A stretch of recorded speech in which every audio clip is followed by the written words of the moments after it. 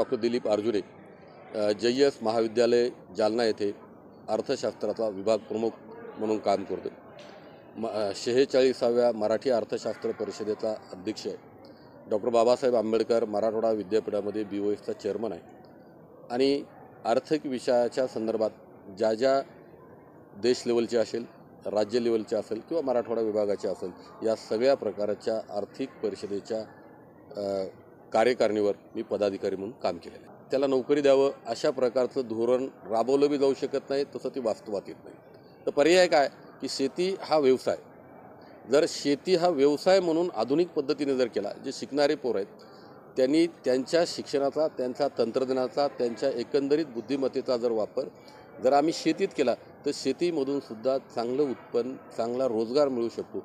अनेक शेतकऱ्यांनी एका एकरमध्ये लाखोमध्ये उत्पन्न काढलेलं आहे आणि अनेक शेतकऱ्यांनी 10-10 एकर असूनसुद्धा परत पेरण्याची अवस्था त्याला मिळाली नाही. अशा अनेक उदाहरणं आहेत. जे ॲग्रिकल्चरसारखे डिप्लोमा केले, शेतीच्या संदर्भातलं त्यांनी नॉलेज मिळवलं आणि ती नॉलेज शेतीमध्ये घातलं, असे अनेक आपल्याला महाराष्ट्रामध्ये नावं सांगता येतील. म्हणून जे युवक आहेत त्यांनी शिक्षण घेतलं पाहिजे, नॉलेज मिळवलं पाहिजे. पण शेतीकडे बघत असताना शेतीसुद्धा हा व्यवसाय आहे, याच्यातून उत्पन्न मिळतं, या प्रकारच्या जर भूमिकेतून केलं गेलं तर नक्की उत्पन्न मिळणार आहे. म्हणून युवकानं शिक्षण घेण्याकडे तर कल ठेवलाच पाहिजे, तो घेतलाच पाहिजे. पण त्याच्याबरोबर आपल्या देशातली अवस्था, आपल्या देशातली परिस्थिती भौगोलिक असेल, एकंदरीत परिस्थिती असेल, या परिस्थितीनुसार शेती हा महत्त्वाचा घटक आहे. युवकानं आणि विशेषतः शिकलेल्या युवकानं या ठिकाणी शेती केली पाहिजे. पारंपरिक पद्धतीने शेती करण्याच्या ऐवजी आधुनिक पद्धतीने केली पाहिजे. म्हणून युवकाचा ओढासुद्धा याच्यात जास्तीत जास्त असला पाहिजे असं माझं मत आहे. या राज्यामध्ये ज्या वेगवेगळ्या प्रकारच्या समस्या निर्माण झालेल्या आहेत, त्या समस्याच्या संदर्भात एक विचार करणे, त्याची चर्चा करणे आणि त्या प्रश्नाच्या संदर्भात एक योग्य असे कॉन्ट्रॅक्ट म्हणजे त्याच्यावर उपाय करण्याचं काम या परिषदेच्या माध्यमातून झालेलं आहे. गेल्या 46 वर्षामध्ये राज्यातल्या आणि राज्याच्या बाहेर वेगवेगळ्या ठिकाणी अशी परिषद झालेली आहे. आज सासवड या ठिकाणी ही 3 दिवस परिषद होणार आहे. या परिषदेमध्ये देशामध्ये जे ज्वलंत विषय आहेत, जे ज्वलंत प्रश्न निर्माण झाले आहेत, त्या प्रश्नाच्या संदर्भात चर्चा केली जाणार आहे आणि या देशामध्ये जे नियोजन करत आहेत, जे राज्य करत आहेत, यांना या प्रश्नाच्या संदर्भात एक उपाय, एक सोल्युशन देण्याचं काम या माध्यमातून केलं जाणार आहे. आजपर्यंतच्या या परिषदेचा जर इतिहास बघितला तर या परिषदेचे जे अध्यक्ष झाले ती बऱ्यापैकी अध्यक्ष असे आहेत की ज्यांनी देशाच्या आणि केंद्राच्या नियोजन मंडळावर काम केलं. देश आणि केंद्रामध्ये ज्या वेगवेगळ्या प्रकारच्या समस्या आहेत, त्या समस्या सोडवण्याचे जे अभ्यास गट झाले, ज्या समित्या झाल्या, त्याचे प्रमुख म्हणूनही काम केलेलं आहे.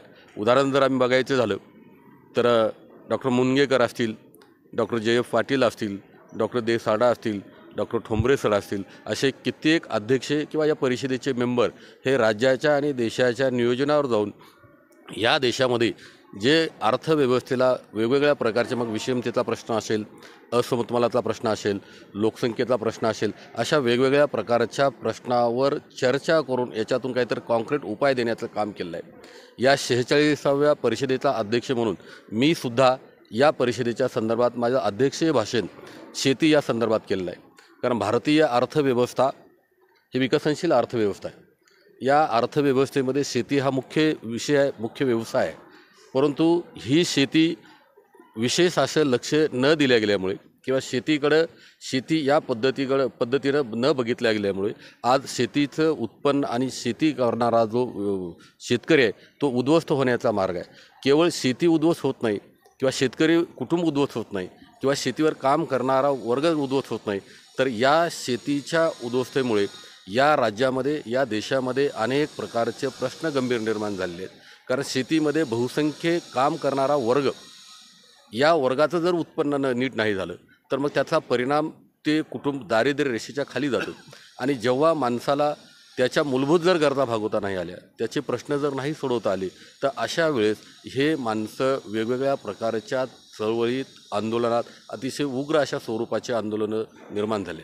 आज जर महाराष्ट्रातला जर विषय बघितला तर महाराष्ट्रामध्ये आज आमच्याकडं ह्या शेतकरी आणि शेतकरी वर्गाच्या गरिबीचा परिणाम म्हणून दारिद्र्य निर्माण झालं आणि हे जर दारिद्र्य कमी करायचं असेल तर त्याच्यासाठी शासनानं किंवा केंद्र सरकारने किंवा वेगळ्या नियोजनकर्त्यांनी वेगवेगळ्या प्रकारच्या योजना करावं असं म्हणलं जातं आणि आरक्षणासारखा मुद्दा किंवा प्रत्येकाला माझं दारिद्र्य जर घालायचं असेल तर त्याला आरक्षण असं मिळावं आणि ती आरक्षणाचे आंदोलनं अतिशय गंभीर होत चाललेली आहे. प्रश्न निस्ता आरक्षण सुटतोय का नाही, कारण ज्याला आरक्षण मिळालं आहे ते सुद्धा आम्हाला वेगळ्या कॅटेगरीमध्ये घाला, ज्याला एका गटामध्ये मिळाले त्यालासुद्धा आम्हाला वेगळ्या कॅटेगरीमध्ये घाला किंवा ज्याला मिळालं नाही त्याला त्या कॅटेगरीमध्ये घाला, अशा प्रकारचे प्रश्न निर्माण झाले आहेत. म्हणून या परिषदेच्या अध्यक्ष या नात्याने आणि एक अर्थशास्त्राचा अभ्यासक या नात्याने माझी या देशातल्या धोरणकर्त्याला नियोजन करताना अशी विनंती आहे की या सगळ्या प्रश्नामध्ये आरक्षण देऊन एका विशिष्टपर्यंत नक्कीच आणता येईल, ते झालं पाहिजे, त्या पद्धतीवर तो त्यांचा प्रश्न आहे. पण एक विद्यार्थी अर्थशास्त्राच्या अभ्यासक म्हणून या विषयावर मी वेगळ्या प्रकारचं चिंतन केलं आहे.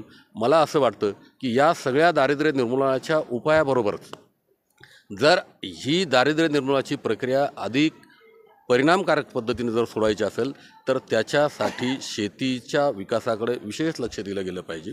आम्ही वेगवेगळ्या देशाचा जर विचार केला विकसनशील, तर या देशामध्ये त्या देशातलं दारिद्र्य कमी करण्यासाठी, त्या देशातल्या लोकांचं उत्पन्न वाढवण्यासाठी उद्योग, व्यापार, व्यवसाय या सगळ्याबरोबरच शेती या घटकाला सुद्धा मोठ्या स्वरूपात महत्त्व दिलं गेलं आणि त्या माध्यमातून त्या देशाची अर्थव्यवस्था एका विकासाच्या रेंजमध्ये आली.